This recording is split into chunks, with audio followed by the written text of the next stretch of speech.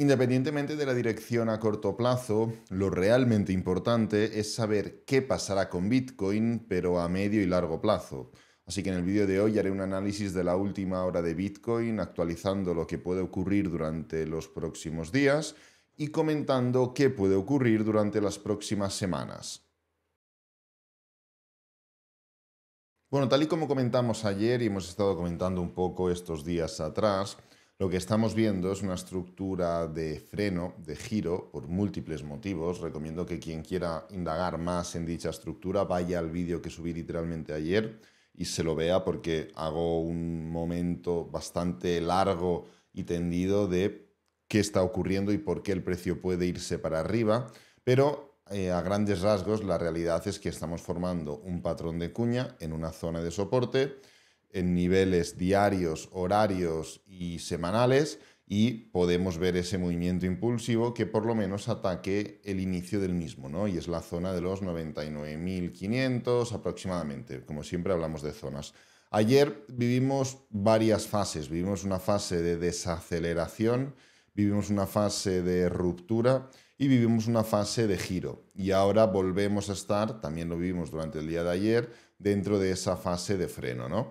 Bueno, este tipo de estructuras no es que cuesten, pero es cierto que en el punto en el cual nos encontramos ahora mismo, tan tirando a final de año, literalmente hoy es el último día del año, festividades de por medio, el precio ha subido mucho en poco tiempo, es decir, se dan varios elementos como para que a esto le cueste. Pero es que no solo le está costando a esto, no solo no estamos viendo una claridad absoluta dentro de este patrón de cuña de aquí, sino que en el momento en el cual el precio intentó un descenso claro, luego frenó y se fue para arriba.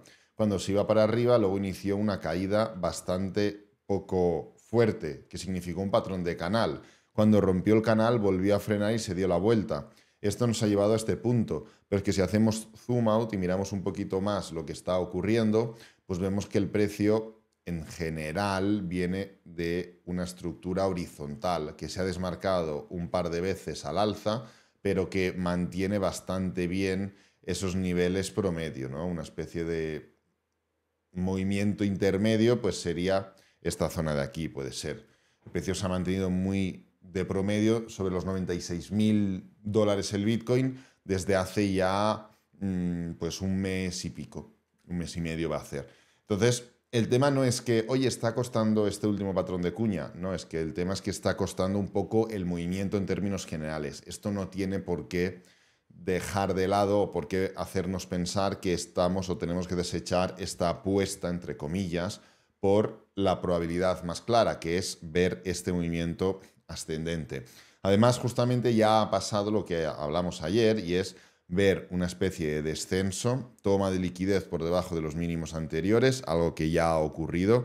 El mínimo anterior de esta estructura de soporte era los 92.192.07, al menos en este servidor de datos, y el precio ya lo ha superado. Ha testeado toda esta zona, liquidación de stop loss, liquidación de, en muchos casos también, take profits, pero el tema es que ya ha podido darse la vuelta, ¿no? Como digo, después de formar esa estructura o ese patrón que técnicamente hablando da aún más ventaja para esperar este movimiento alcista, ha frenado. Ahora tenemos que tener en cuenta lo siguiente, no hay la misma cantidad de órdenes ahora por debajo de esta zona que antes, ya que se había unido este nivel y este nivel.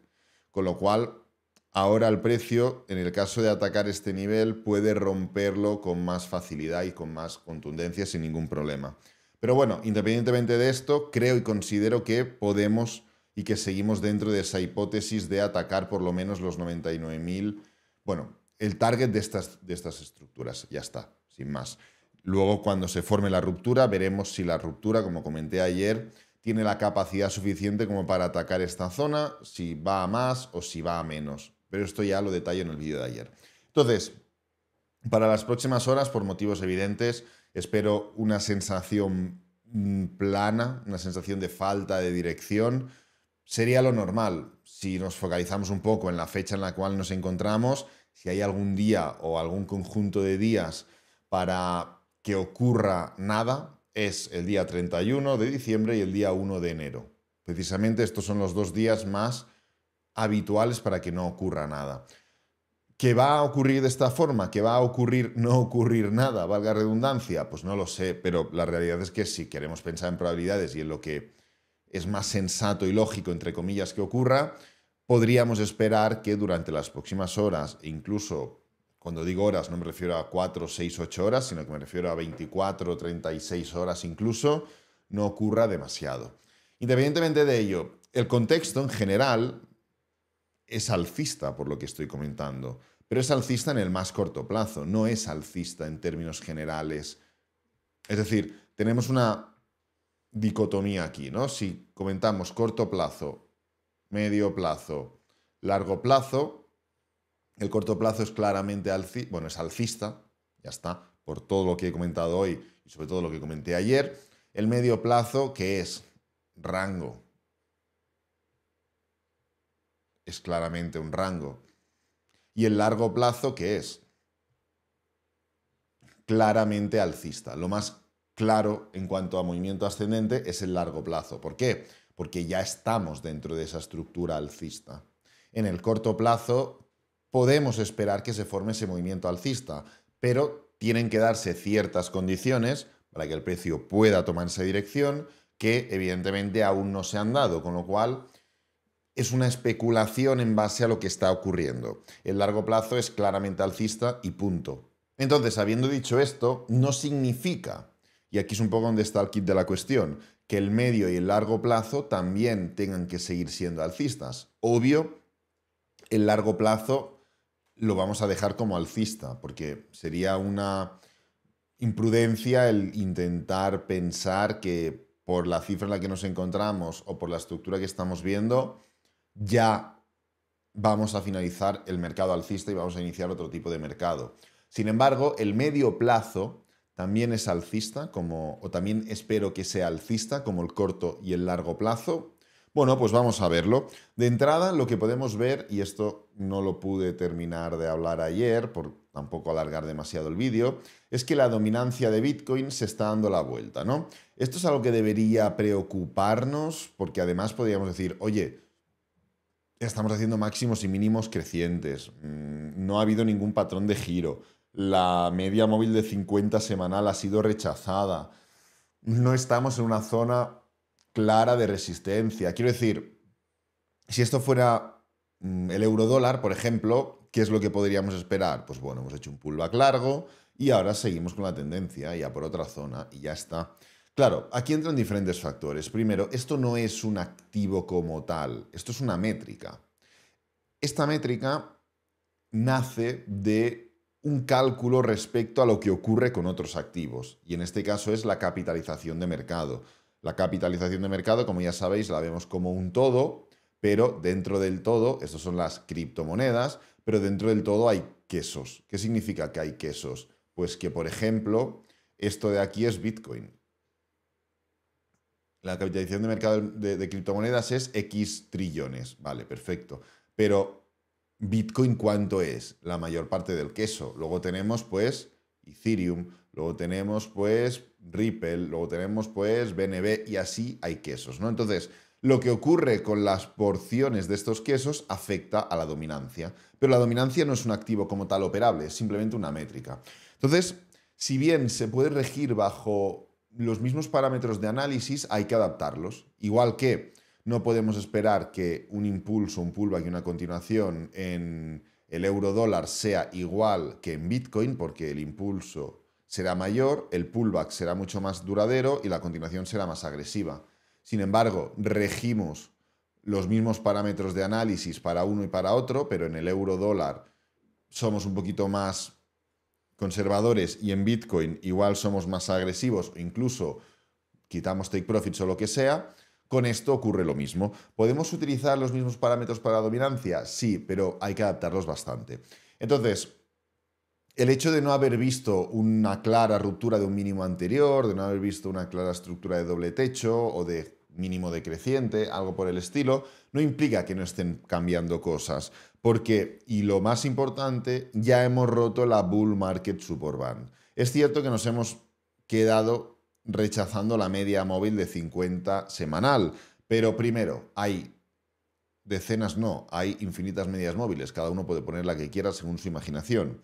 Y en segundo lugar, ¿cuánto ha intervenido esta media móvil en todo el mercado alcista de la dominancia? El primer toque, aquí se formó un mínimo creciente, impulso, pullback, aquí la testeamos y luego no la hemos testeado más. Con lo cual no es una zona claramente de soporte. Y la dominancia ahí. ¿Y la bull market support band cuántas veces ha intervenido? Después del mínimo creciente, impulso, pullback, ya tenemos bull market support band, impulso, pullback, ya tenemos bull market support band, otra,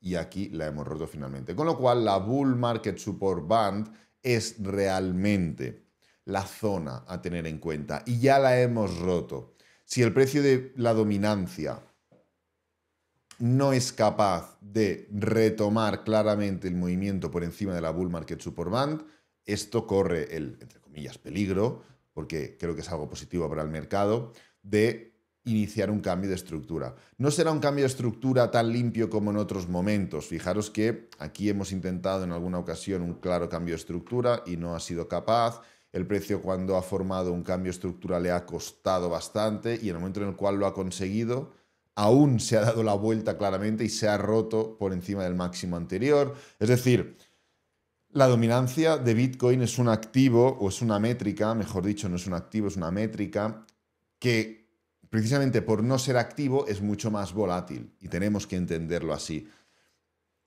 Entonces, ¿por qué comento todo esto? Comento todo esto porque de aquí parte todo. Si la dominancia de Bitcoin sigue así, ¿creéis que es sostenible a largo plazo dentro de un mercado alcista el hecho de que la dominancia de Bitcoin siga subiendo mientras Bitcoin sube y mientras altcoins suben? Puede ocurrir en una fase de mercado concreta, como ya ha ocurrido, ¿eh? Fijaros, vamos a poner aquí Bitcoin, nueva escala de precios y total 2, que excluye solo a Bitcoin. Y ponemos escalas logarítmicas en ambos, ahí está. Y bueno, total 2 llegó al mínimo del mercado bajista aquí. Luego se levantó, hizo un movimiento correctivo claro que pues, no tiene por qué formar parte de un mercado alcista, porque Bitcoin sí que formó claramente y enseguida máximos y mínimos crecientes. Total 2 no hizo el máximo, o sea, el mínimo creciente hasta aquí, hasta octubre del 23, cuando Bitcoin ya se encontraba en los 29.000, 30.000 puntos y había hecho un impulso, un pullback, un claro impulso, un pullback bastante grande y luego ya continuaba. Quiero decir, ya hemos vivido fases de mercado, como ocurre en cada mercado, en el cual la dominancia sube, Bitcoin sube y las altcoins suben. Ahora bien, por lógica pura, dentro de un nuevo mercado alcista, dentro de un nuevo bullrun, dentro de un nuevo entorno y espacio de riqueza para las altcoins, ¿podemos esperar que la dominancia de Bitcoin siga subiendo mucho más tiempo? La respuesta es no. Con lo cual, el hecho de ver que la dominancia sigue subiendo nos sitúa en la misma tesitura que en una posibilidad en la cual Bitcoin entre en un movimiento horizontal o bajista, así como el mercado de criptomonedas en general. Esto sería algo negativo a corto plazo y positivo a largo plazo. Negativo a corto plazo porque volveríamos a lo mismo, a Bitcoin caer un 7 y las altcoins a caer un 20. ¿Por qué sería positivo a largo plazo? Porque cuando el mercado realmente está maduro en cuanto a bullrun, en momentos de caída, Bitcoin cae más que las altcoins. ¿Y esto cómo lo podemos ver? Pues poniendo encima de la mesa aquí momentos, ya nos trasladamos a otra fase de mercado, tenemos un claro bull run del año 2020, naranja es Bitcoin, y aquí podemos ver cómo en momentos en los cuales Bitcoin cae, y evidentemente las altcoins caen, la dominancia sigue cayendo. ¿Esto qué significa? Que sí, estamos en un proceso de corrección, pero Bitcoin corrige más y el dinero sigue rotando a las altcoins. Y como veis, esto es la fase final de un mercado alcista. Pero es que no hemos llegado a ninguna de esas fases anteriores, con lo cual, ¿sería negativo a corto plazo? Sí, porque daría pereza no volver a empezar, pero sí entender que no estamos en una fase tan madura o tan avanzada. pero en realidad sería positivo a largo plazo porque significaría que estamos en 110.000, pero es que queda un mundo por delante dentro de este bull run. Entonces, como digo, si la dominancia no es capaz de mantenerse por debajo de la bull market support band y nos levantamos, o sea, si se mantiene así y entramos en esta fase probable, ya tenemos el cambio estructural hecho. Si nos levantamos y vamos para arriba, bueno, podemos estar pendientes del máximo anterior, pero vuelvo a lo mismo. Primero, no estamos en un nivel de resistencia y segundo, esto no es euro-dólar, esto es una métrica. Así que hay que tener en cuenta y mucho eso. No se rige exactamente bajo los mismos parámetros. Esto puede afectar ahora mismo en varias direcciones. Ethereum Bitcoin, que tanto había subido, de hecho el último análisis de Ethereum Bitcoin, como veo, ya comentábamos un poco, pues el hecho de poder venir a testear la bull market support band y luego venir a la zona inferior y ver si formamos un doble suelo o un mínimo creciente. Es un poco lo que estamos haciendo. Pero a lo que voy es a que esto puede significar, voy a eliminar todo, que utilizando Ethereum Bitcoin de ejemplo, oye, vengamos a buscar mínimos crecientes, vengamos a buscar patrones de giro como triángulos, vengamos a buscar cuñas, vengamos a buscar dobles suelos, vengamos a buscar estructuras similares a lo que ocurrió aquí. ¿Qué ocurrió en 2019-2020? Se tocó un mínimo, el precio se levantó, se dio la vuelta en forma de canal, doble suelo y a partir de aquí, impulso, pulva, continuación y desarrollo tremendo del mercado alcista. ¿Qué ha ocurrido ahora? ¿O cómo el precio se quería levantar? Sin hacer nada, cayendo y levantándose. ¿El precio se gira, se da la vuelta de esta forma? No. Mirad cualquier mercado, alcista, bajista, lateral. Cuando pasamos de uno a otro, se forma un cambio de estructura, un cambio de algo. No se ha formado nada aún. Podemos mirar los Cardanos, no, los Bitcoin contra Cardano. A ver, ¿dónde lo tenemos? Cardano contra Bitcoin, por ejemplo. Sí, fijaros la diagonal que ya marcamos hace semanas. Estos grandes movimientos, ¿qué ha hecho Cardano Bitcoin para merecerse este giro?